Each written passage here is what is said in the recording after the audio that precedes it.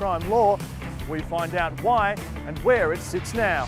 From Georgia to New York and even Ireland, people lacing up in Ahmad Arbery's honor.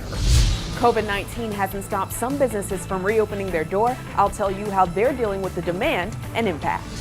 Major changes at Delta, the airline now halting flights to 10 airports. Thanks so much for joining us at 9 o'clock on this Friday evening. I'm Rick Fulbaum. And I'm Tracy Hutchins. New developments tonight in the murder of an unarmed black jogger in Brunswick, Georgia. The father and son accused of chasing down Ahmad Barberie and killing him will remain in jail. Gregory and Travis McMichael faced a judge today. Their case is being handed over to the Superior Court.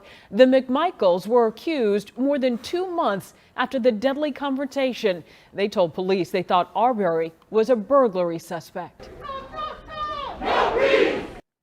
Meantime, hundreds rallying in support of Barberie on what would have been his 26th birthday. A rally held outside the Glenn County Courthouse today. Activists thanking the GBI for taking swift action just days after being asked to investigate. We applied the law to the facts in this case and came up pretty quickly with a solid belief that there's sufficient probable cause to charge the McMichaels with felony murder and aggravated assault. The GBI director confirming today there could be more arrests. As the nation watches Georgia and its handling of the horrific killing of Ahmad Barberie, many say this is why the state needs a hate crimes law. The state used to have a hate crime law in place, but not anymore. CBS 46's Jamie Kennedy live at the Capitol for us tonight. Jamie. Rick, well, a huge outcry over this one because the state is one of the only ones in the nation without one. And it's the people who work in that building that have the power to change it. And it may be happening sooner than we think. They absolutely treated him like an animal.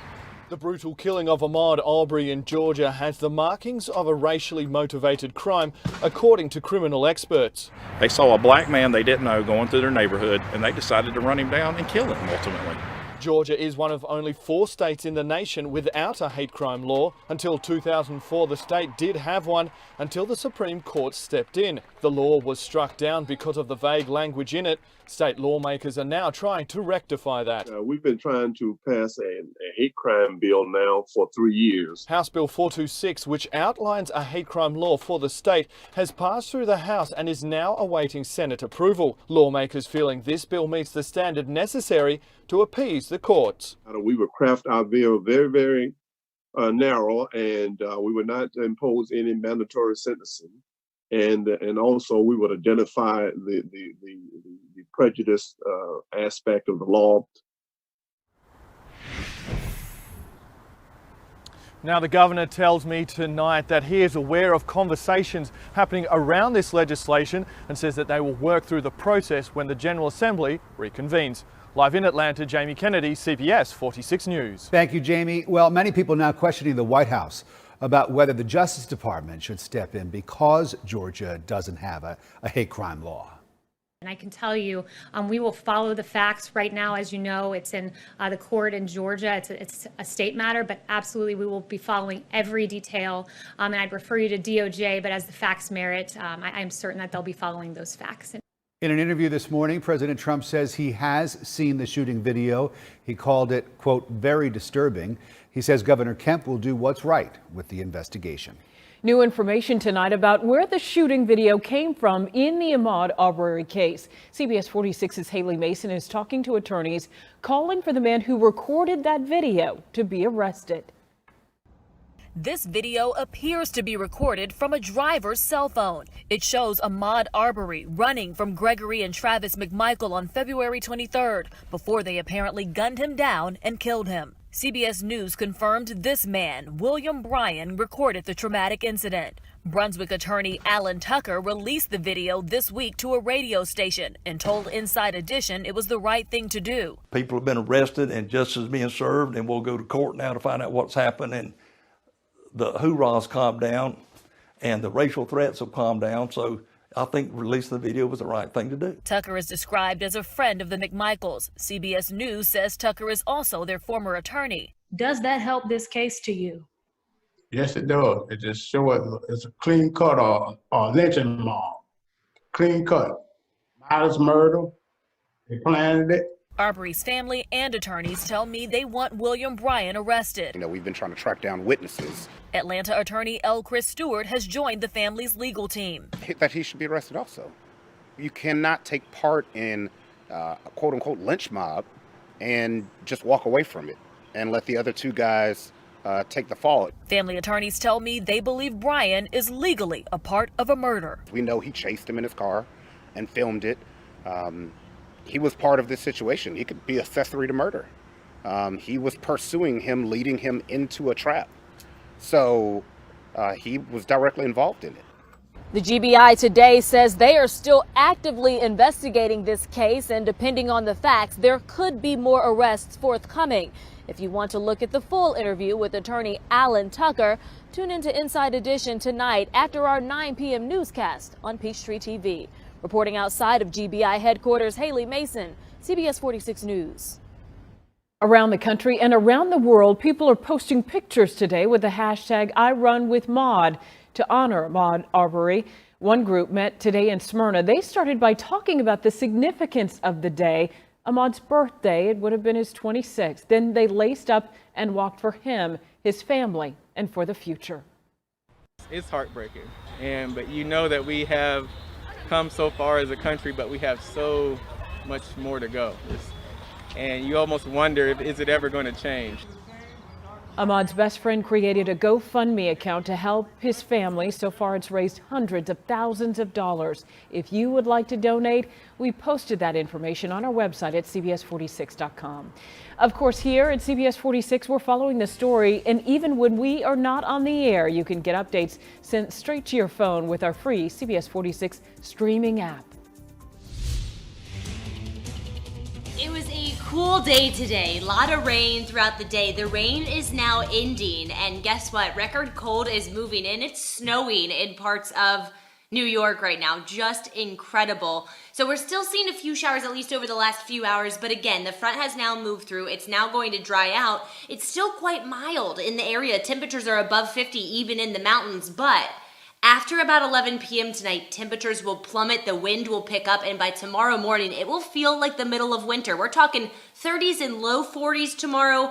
Feels like temperatures in the 20s in some areas. Here's the good news. We'll rebound quite nicely. With sunshine dominating through the day, we'll jump back into the mid-60s, so it's going to feel really great with low humidity, but you might need a jacket through the majority of the day. That will not be the case for Mother's Day itself. I will show you how far those temperatures climb, and we'll take a look at how dry it will stay next week coming up throughout the hour. Ella, thank you. Now all new at 9, coronavirus cases topping 32,000 in Georgia. The State Department of Public Health releasing brand new numbers tonight, showing 32,171 people have been infected. That's nearly 600 new cases in just the last 24 hours. This is not slowing down. Right now, almost 1,400 Georgians have died. The city of Atlanta honoring the victims of COVID-19. Mayor Keisha Lance Bottoms ordering flags to fly at half-staff today, and they'll remain lowered until the curve flattens in Georgia.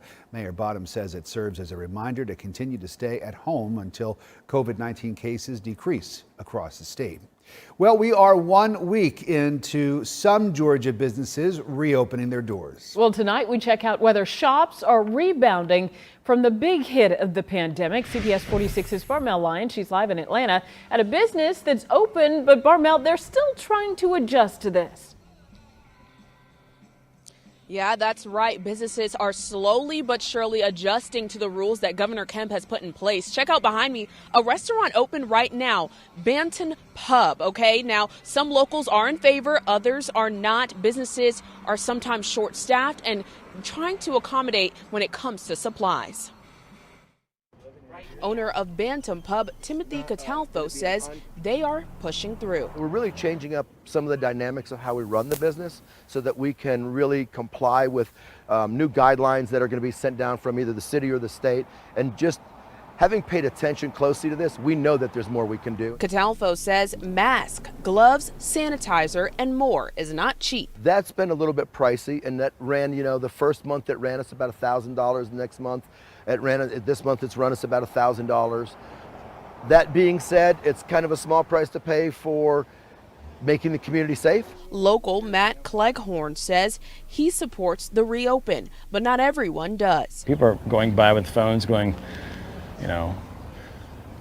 yelling and trying to social shame him, which wasn't great. I mean, that's not fair. Cleghorn's thankful to not be stuck inside his home. I know that COVID's real, but at the same time, I've been locked in my house for like 3 months. CEO and master barber of Good Luck Barbershop, Yakio Underwood, says he opened his doors out of necessity. My position is not the same as somebody who's maybe at home, who's still getting paid, working from home. So mine is different. Mine is a little more, it's more desperation for myself because I have to open my doors.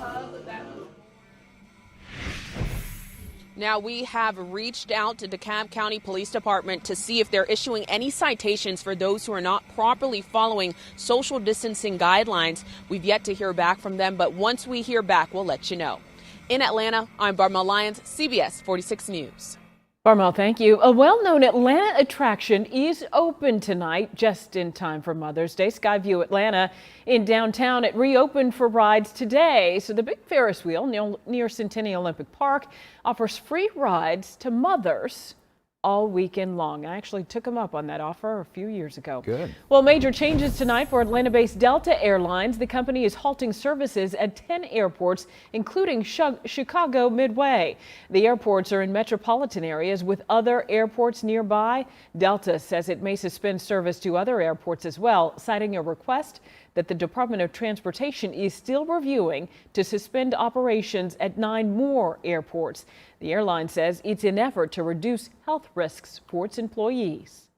The governor says it's time for everybody to get tested for this pandemic. So where are the lines? And more concerns about the coronavirus in the White House after another positive test result, this time on the vice president's staff.